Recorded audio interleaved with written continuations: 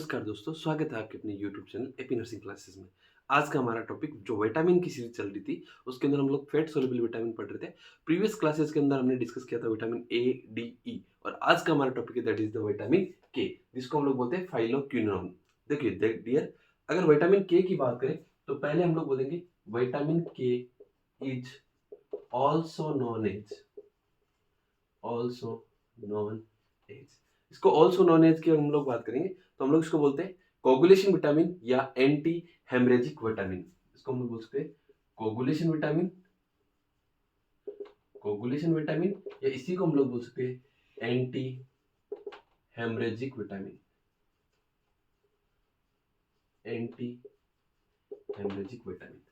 Vitamin K जिसका chemical name that is the phylloquinones, इसी को हम लोग बोलते हैं कोगुलेशन विटामिन क्योंकि ये ब्लड क्लोटिंग के अंदर हेल्प करता है, या इसी को हम लोग बोलते हैं एंटी हेमरेजिक विटामिन। देखो एंटी का मतलब अगेंस्ट, हेमरेजिक का मतलब ब्लीडिंग।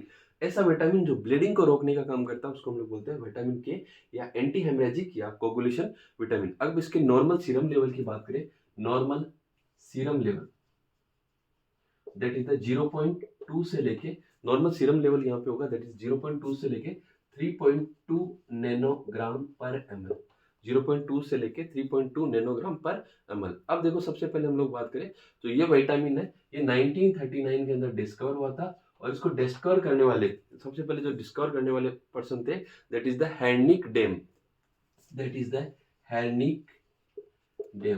डेम ने 1939 के अंदर विटामिन के या कोगुलेशन विटामिन या एंटी हेमरेजिक विटामिन को डिस्कवर किया था। अब देखो इसके टाइप्स की बात करें तो ये 3 टाइप्स का होता है, विटामिन K1, K2 और K3। टाइप्स की बात करें तो ये 3 टाइप्स का होता है, विटामिन K1, विटामिन K2 और vitamin K3। Vitamin K1, K2 and K3। जो K1 है, K1 के अगर बेसिकली सोर्सेज की हम लोग बात करें तो it is obtain from the plant sources. इसको ऑब्टेन कहां से करेंगे, प्लांट सोर्सेज, या सोर्सेज की बात करें विटामिन K1 के that is the plant sources. Vitamin K2 की हम लोग बात करें दैट इज द K2 मोनोक्विनोन्स। ये जो मोनोक्विनोन्स, K2 मोनोक्विनोन्स है, ये सिंथेसाइज कहां से होगा, इंटेस्टाइन से। जो बैक्टीरियाज होंगे वो इसको सिंथेसाइज करेंगे, सिंथेसाइज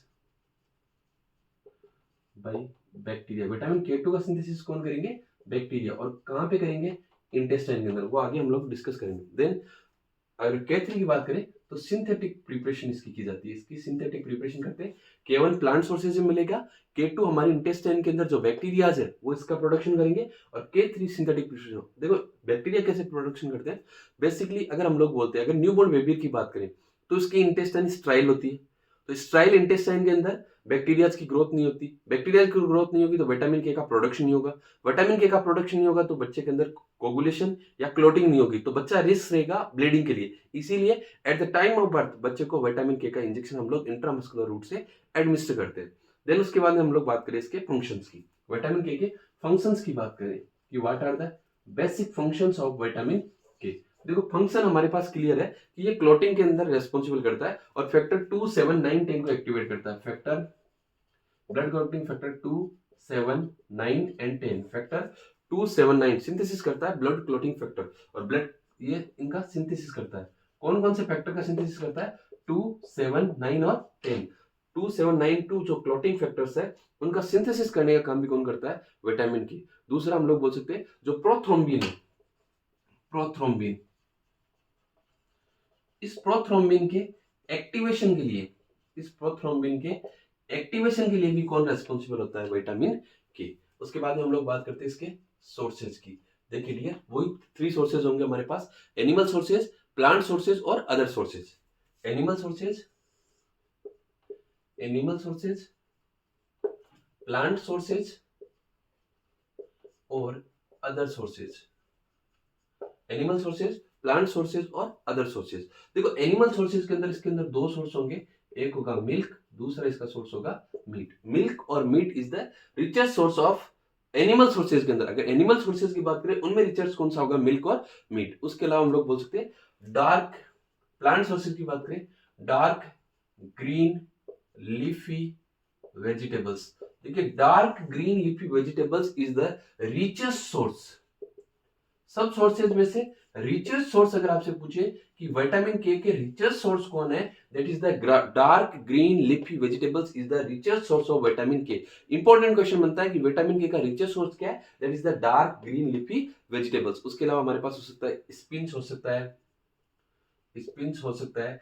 उसके अलावा हमारे पास सोर्सेज होते हैं, फ्रूट्स हो सकते हैं, रूट्स हो सकती है, फ्रूट्स हो सकते हैं, बहुत सारे रूट्स वाले जो चीजें वो यहाँ पे इसके सोर्सेज हो सकती है। बट सबसे इंपॉर्टेंट बनेगा that is the dark green leafy vegetables is the richest sources. दूसरा, अदर के अंदर हम लोग बात करें तो अदर के अंदर कौन सिंथेसाइज करेगा, बैक्टीरिया सिंथेसाइज करेगा। कहां से करेगा, इंटेस्टाइन से। और न्यू बॉर्न बेबी होगा उसके अंदर इंटेस्टाइन के अंदर बैक्टीरिया ग्रो नहीं करता है, इसलिए विटामिन के का सिंथेसिस नहीं होता, इसलिए at the time of birth हम लोग बच्चे को विटामिन के का इंजेक्शन देते हैं। अब इसकी बात करते हैं डेली रिक्वायरमेंट की, कि पर डे इसकी डेली रिक्वायरमेंट क्या है। देखो अकॉर्डिंग टू दी आईसीएमआर इसकी जो डेली रिक्वायरमेंट है that is the 55 microgram per day, 55 microgram per day, ये ऑन एंड एवरेज मैं आपको बता रहा हूं।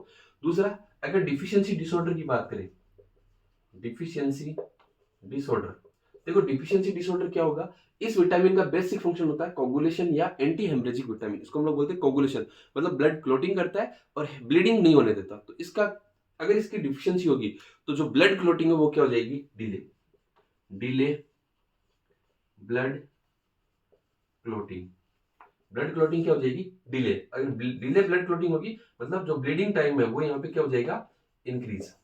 उसके अलावा हम लोग बोल सकते हैं कि दूसरा, कि पेशेंट के अंदर अगर विटामिन के नहीं होगा तो उस पेशेंट के अंदर आपको देखने को मिलेगा हेमरेज। क्या देखने को मिलेगा, हेमरेज। उस पर्सन के अंदर आपको क्या देखने को मिलेगा, हेमरेज, क्योंकि वहां ब्लीडिंग होगी, विटामिन के नहीं होगा तो क्लोटिंग नहीं होगी, क्लोटिंग नहीं होगी तो उसके अंदर क्या देखने को मिलेगा, ब्लीडिंग। ये था रिलेटेड टू दी विटामिन के। अगर वीडियो अच्छा लगे तो लाइक करना, चैनल को सब्सक्राइब करना। Thank you so much.